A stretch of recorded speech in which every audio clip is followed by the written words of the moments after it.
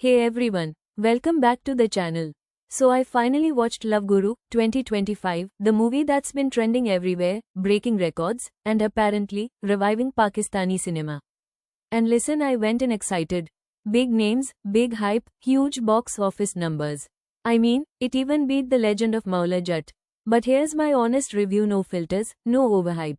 Just real talk. But before that, let's discuss movie details. Directed by Wajahat Rauf and written by the ever-witty Vasai Chowdhury, Love Guru is pitched as a charming mix of classic romance with a modern Pakistani twist.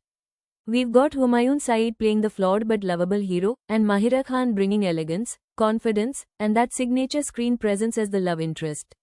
And their chemistry? Yeah, I'll admit it's electric.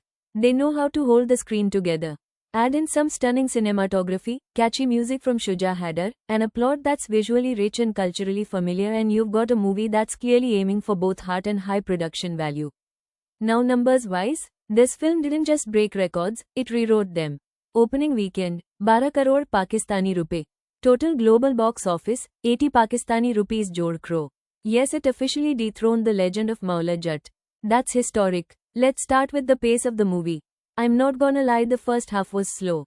Like, dragging. There were moments where I was literally wondering, okay, when does the actual story begin? You could cut out a good 20 to 25 minutes and not miss anything.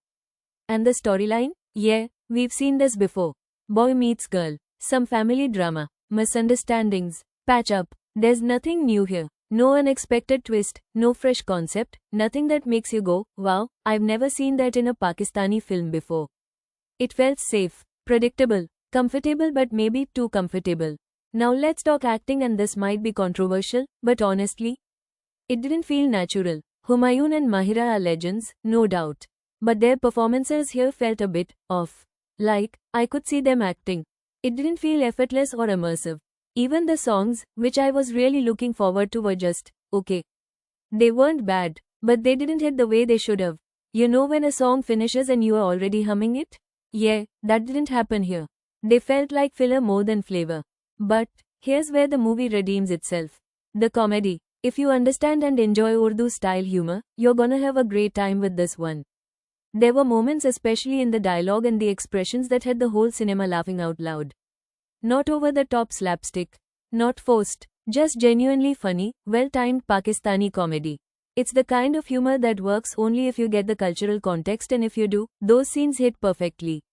Honestly, if I had to rate the movie just on the comedy, it's a win. That's where the writing felt sharp. That's where the performances actually felt alive. You could tell the team was having fun with it. And visually, the movie looked clean. Good cinematography. Production value was solid. You can't say they didn't put in effort, everything looks polished. So, to sum it up, story, same old formula. Acting, not their best. Songs, meh comedy, genuinely good. Visuals, clean and professional.